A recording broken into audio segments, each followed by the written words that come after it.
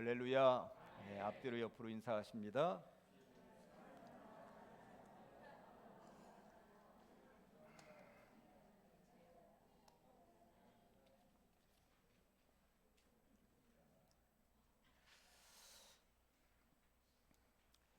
예, 성경 맥잡기 93번째 시간이고요. 오늘 신약 에베소서를 공부하는 시간입니다. 에베소서, 에베소 교회 많이들 들어보셨습니다. 또 성경 맥잡기를 여러 차례 했고 에베소를 중심으로 해서 설교도 했기 때문에 많은 분들이 아시겠습니다만 오늘도 그 깊이 속으로 한번 들어가 보도록 하겠습니다. 에베소라고 하는 지역은 오늘날로 말하면 튀르키예 지역에 있는 도시죠.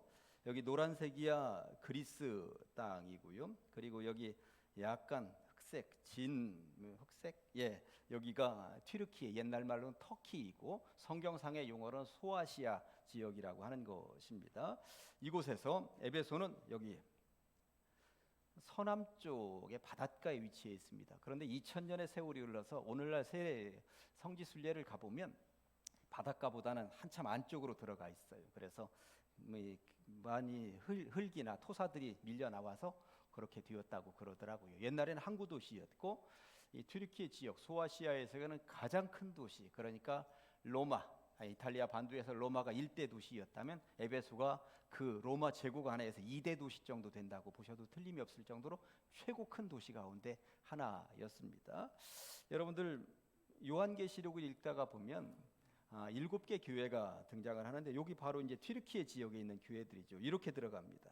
에베소, 서머나, 버가모, 두아디라, 사데, 빌라델비아, 라우디게아, 이렇게 교회가 이렇게 원형을 그리면서 있는 교회들 차례대로 순서가 이렇게 되어 있습니다. 에베소, 서머나, 버가모, 두아디라, 사데, 빌라델비아, 라우디게아, 이런 순서로 지금 요한계시록에 7교회가 등장을 하는데 요한계시록에 7교회 등장을 하지 않지만 에베소서, 필립보서, 그 다음에 교회가 뭐예요?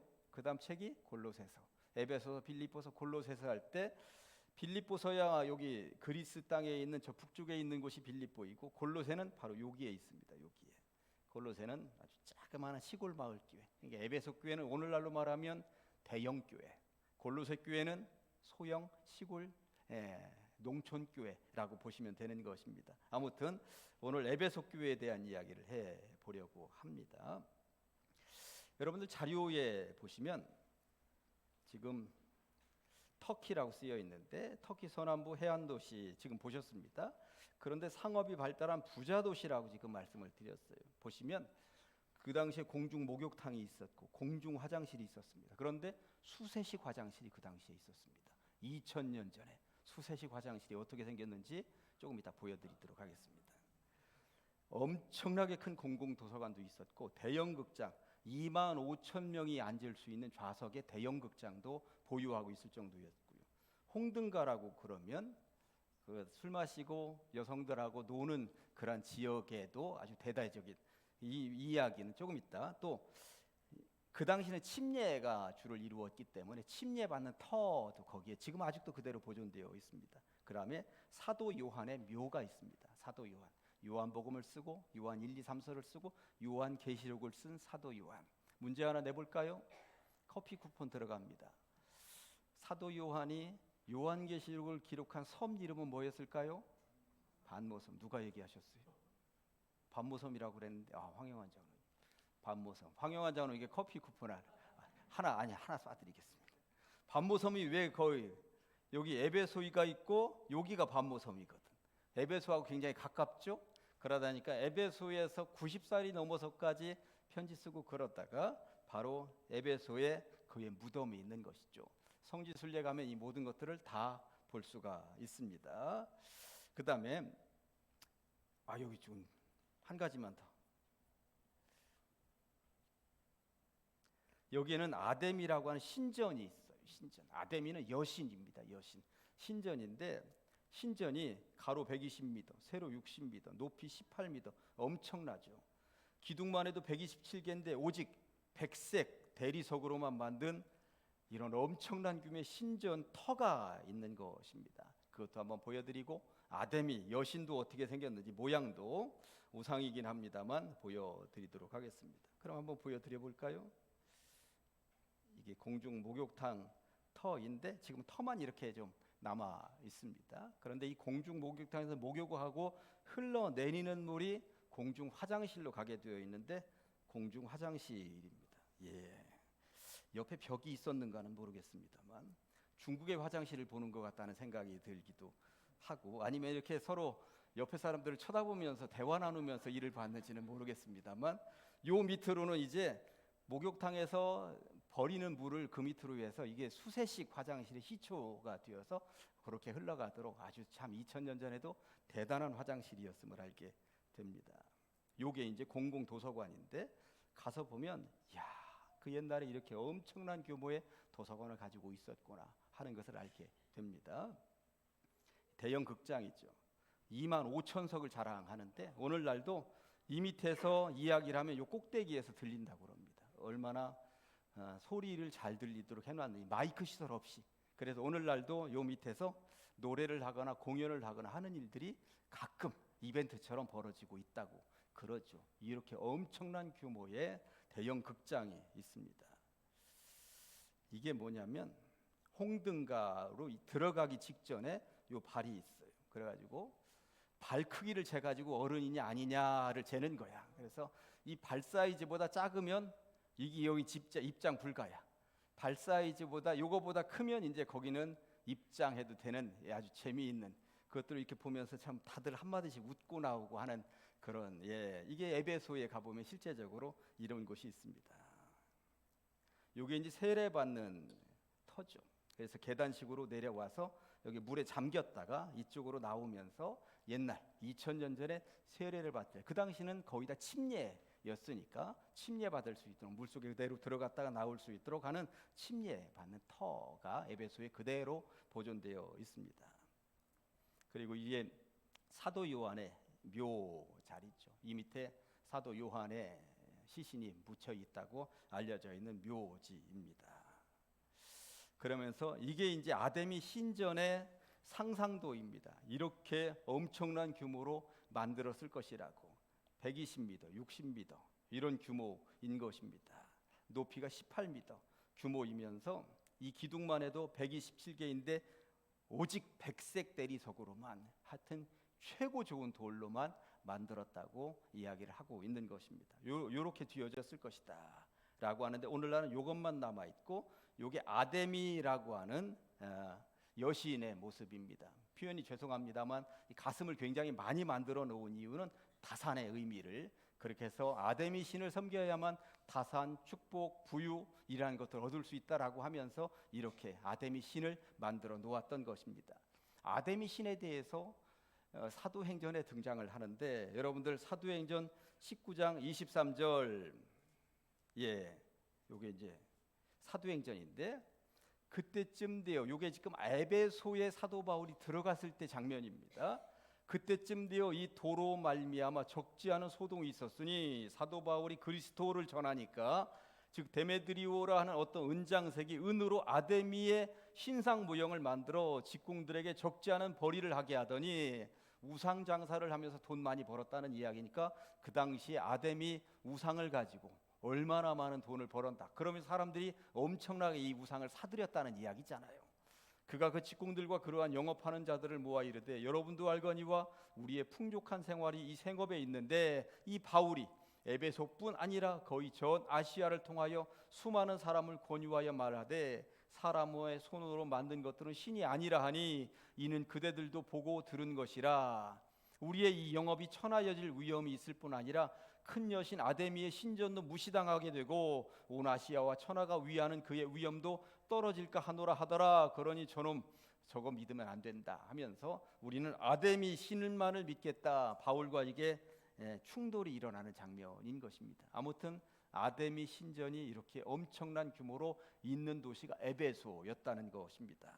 그런 곳에 사도 바울이 들어가게 되었다는 것이고 교회를 세웠다는 것입니다.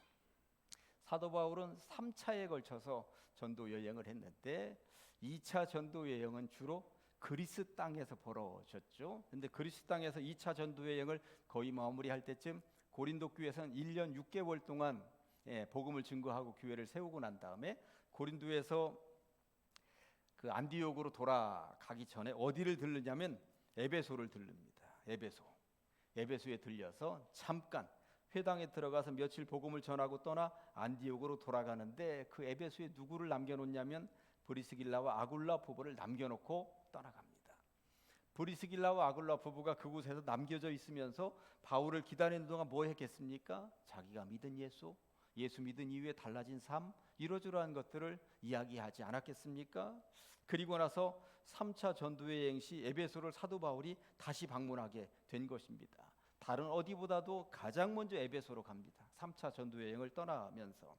그리고 처음에는 석 달 정도 회당에 머물러 있었고, 그리고 두란노 서원이라고 하는 곳을 빌려서 2년을 더 머물렀는데 거의 총합해서 한 3년 정도를 그곳에 머물면서 복음을 증거하게 되었고 에베소 교회를 세우게 되었다라고 하는 것이죠. 보통 두란노 서원 그러면 이게 뭔가 하겠습니다만, 두란노는 사람 이름입니다. 옛날 조선시대의 서당을 뭐 이렇게 선비 생활을 하거나 아니면 정부에서 그 고위직을 하거나 하던 분들이 고향으로 내려가서 내가 후학들을 길러야지 하면서 서당을 문 열고 아이들 와서 공부해라 하는 것처럼 2000년 전에도 그 당시에 두란노 서원이라고 하는 것이 있어서 후학들을 길러내기 위한 그런 공간을 가진 사람들이 있었던 것입니다. 그곳을 빌려서 임대해서 2년 이상 머물면서 복음을 증거하게 되었다. 그게 바로 두란노 서원이었다. 그런 이야기인 것입니다. 이렇게 에베소 교회가 세워졌다라고 하는 것입니다. 에베소서 속으로 들어가 보면 에베소서에 독특한 몇 가지가 나와 있는데, 제가 볼 때 산무 편지다 이렇게 그냥 제목을 붙여 보았어요. 세 가지가 없는 편지다. 그런데 세 가지가 없는 게 굉장히 은혜스럽습니다. 특정인을 거론하는 인사나 안부가 없다. 이게 무슨 말이냐? 로마서 16장을 읽어보진 않겠습니다만 로마서 16장 1절부터 16절까지 보면 굉장히 많은 사람들의 명단이 나와 있습니다. 그만큼 사도 바울의 인맥이 얼마나 대단한가 하는 것을 알게 되는데, 고린도전서도 보면 16장 15절부터 17절까지 형제들아 스데바나의 집은 곧 아가야의 첫 열매요 또 성도 섬기기를 작정한 줄을 너희가 아는지라. 내가 너희를 권하노니 이 같은 사람들과 또 함께 일하며 수고하는 모든 사람에게 순종하라. 내가 스데바나와 부도나도와 아가이고가 온 것을 기뻐하노니 그들이 너희의 부족한 것을 채웠음이라. 모든 편지마다 사람들의 명단이 등장을 합니다. 골로새서도 마찬가지입니다. 4장 11, 12절에 유수도라 하는 예수도 너희에게 문안하느니라. 그들은 할례파이나 이들만은 하나님의 나라를 위하여 함께 역사하는 자들이니 이런 사람들이 나의 위로가 되었느니라. 그리스도 예수의 종인 너희에게서 온 에바브라가 너희에게 문안하느니라. 그가 항상 너희를 위하여 애써 기도하며 하면서 이렇게 사람들을 소개하는 장면들이 거의 모든 편지마다 등장을 하는데, 에베소서에는 사람 이름이 딱 한 명만 나옵니다. 두기고라고 하는 이름이 6장 21절에 딱 한 명. 나의 사정 곧 내가 무엇을 하는지 너희에게도 알리려 하노니 사랑을 받은 형제요 주 안에서 진실한 일꾼인 두기고가 모든 일을 너희에게 알리리라. 두기고 편에 이 에베소서라고 하는 편지를 써서 보내고 있다라고 하는 이야기인 것입니다. 두기고가 이 편지에 없는 다른 내용들은 자세히 설명을 해줄 것이다. 그러니 내가 더 하고 싶은 이야기를 여기다 다 기록하지 못하지만 두기고를 통해서 들어라. 요거 하나. 특정인에 대해서 딱 한 명만 등장을 합니다. 다른 편지들하고 다르게. 두 번째, 교회에 특별한 문제나 갈등이 없습니다. 에베소서를 읽어보면 굉장히 은혜롭기만 합니다. 예를 들어 보면 고린도 교회 같은 경우는 얼마나 문제가 많았습니까? 분쟁, 음란, 우상, 은사 문제, 하여튼 문제의 백화점이라고 할 정도로 고린도 교회는 문제투성이였는데, 또 갈라디아 교회는 거짓 형제들 문제 때문에 복음이 흔들리고 교회가 흔들리고 뿌리가 뽑히는 것은 아니겠는가 그런 생각이 들 정도였는데, 또 데살로니가 교회를 읽어보면 예수님의 재림 문제가 심각해가지고 교회가 흔들리고 있었습니다. 그러니까 거의 모든 교회들마다 문제거리들이 분명히 있었는데 에베소 교회는 문제가 없습니다. 전혀 특별한 문제가 없습니다. 보이지 않습니다. 적대자가 없습니다. 로마서 16장 17, 18절 보면 형제들아 내가 너희를 권하노니 너희가 배운 교훈을 거슬러 분쟁을 일으키거나 거치게 하는 자들을 살피고 그들에게서 떠나라. 분명히 그 로마 교회에 그런 일이 있었다는 얘기예요. 이 같은 자들은 우리 주 그리스도를 섬기지 아니하고 다만 자기들의 배만 섬기나니 교활한 말과 아첨하는 말로 순진한 자들의 마음을 미혹하느니라. 그런 자들, 그런 적대자들이 있었다는 이야기거든. 빌립보서도 마찬가지입니다. 내가 유오디아를 권하고 순두개를 권하노니 주 안에서 같은 마음을 품으라. 놔둬보세요. 이 말은 빌립보 교회에서 유력한 두 여성이 있었습니다. 유오디아도 있었고 순두개도 있었습니다. 그런데 두 사람에게 주 안에서 같은 마음을 품으라라고 하는 것은 둘이 지금 갈라져서 찌그락찌그락하고 있었다는 이야기거든요. 그러니까 교회에 서로 적대자들이 분명히 있었다라고 하는 것. 디모데후서 4장 10절을 봐도 데마는 이 세상을 사랑하여 나를 버리고 데살로니가로 갔고 그리스게는 갈라디아로 디도는 달마디아로 이러면서 적대자들이 있습니다. 그런데 에베소 교회는 적대자가 없습니다. 그래서 산모교회라는 별명을 붙였죠. 특정한 사람에 대한 언급이 없고 그 다음에 교회에 다양한 문제나 갈등도 없고 그리고 적대자도 없지 평안한 가운데 교회가 잘 성장하고 있는 곳에 사도 바울이 편지를 써보내고 있구나. 그러면서 사도 바울은 세 단어를 통해서 복음의 삶을 설명하고 있습니다. 세 단어는 뭐냐면 그때의 이제는 그러므로라고 하는 것이 반복되어서 나오는데 그때는 과거죠.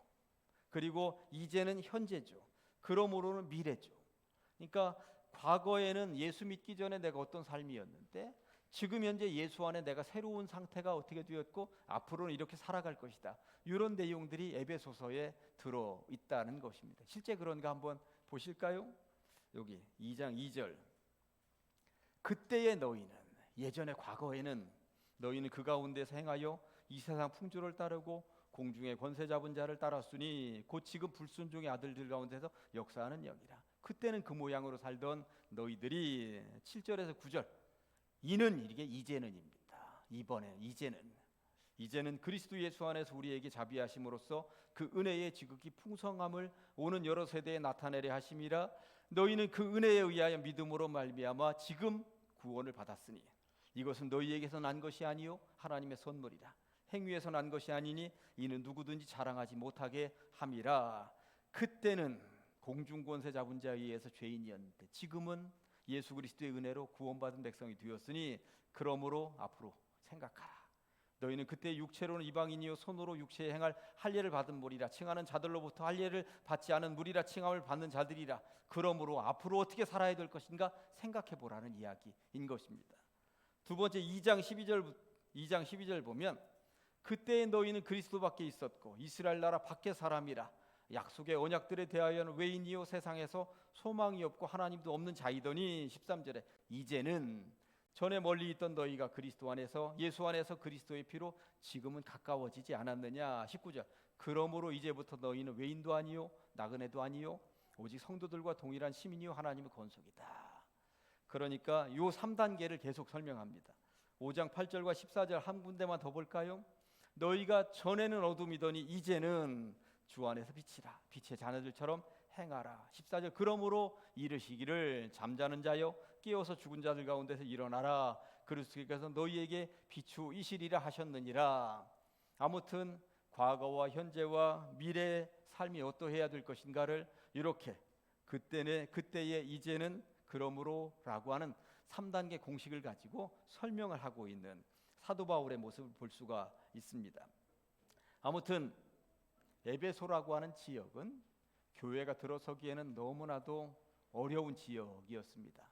아데미라고 하는 이방 여신의 문화가 너무나도 득세하고 있었던 그런 지역이었던 것이죠. 또 부가 만연하다 보니까 부유한 사람들이 교회로 다가오기 만만치 않은 그런 지역이었었는데 아무튼 사도 바울을 통하여서 그 지역에 에베소 지역의 교회가 들어섰고 대형 교회로 성장할 수 있었다라고 하는 것입니다. 에베소 교회는 이런 모습인데 아무튼 에베소 교회의 모습에 대해서 앞부분만 이렇게 세워졌고 산무 편지이고 세단을 통해서 복음의 삶을 설명할 수 있다라고 하는 거 여기까지 하고 에베소 뒷부분의 이야기는 다음 주는 쉬고 그 다음 주에 살펴보도록 하시겠습니다. 자, 오늘의 말씀 4장 5, 6절로 이게 4장은 아직 공부하지 않았는데 오늘 말씀으로 했으니까 같이 하도록 하겠습니다. 두 번 하십니다. 시작. 주도 한 분이시요 믿음도 하나요 침례도 잠깐만 이게 침례 쪽에서 가져온 본문을 여기다 선택했나 봐요. 예, 본문을 선택할 때 침례교에서 번역한 책이었나 봅니다. 세례라고 읽으십시다. 다시 두 번 시작. 주도 한 분이시요 믿음도 하나요 세례도 하나요 하나님도 한 분이시니 곧 만유의 아버지시라 만유 위에 계시고 만유를 통일하시고 만유 가운데 계시도다. 주도 한 분이시요 믿음도 하나요 세례도 하나요 하나님도 한 분이시니 곧 만유의 아버지시라 만유 위에 계시고 만유를 통일하시고 만유 가운데 계시도다. 아멘. 기도하십니다. 하나님 아버지 감사합니다. 이 밤에 감사합니다. 에베소서를 통하여 교훈 얻게 하시니 감사합니다. 에베소 교회를 세울 때 힘들고 어려웠지만 그럼에도 불구하고 사도 바울이 수고하면서 3년 머물면서 세웠던 것을 우리가 보게 됩니다. 여러 가지 많은 문제들이 있었던 교회들이 있었지만 에베소 교회는 참 아름답게 잘 성장했었던 교회를 보게 됩니다. 과거에는 어땠는지 몰라도 현재 예수 안에서 새로운 상태가 되고 앞으로는 어찌 살아가야 될 것인지 그들이 결단했었던 모습들을 보게 됩니다. 우리의 교회의 모습을 잘 살펴보게 하여 주시옵시고 복되고 아름다운 교회가 될 수 있도록 모델이 되는 교회가 될 수 있도록 주님 이끌어 주시옵소서. 맡겨드리며 감사함으로 축복하며 예수님의 이름으로 기도합니다. 아멘.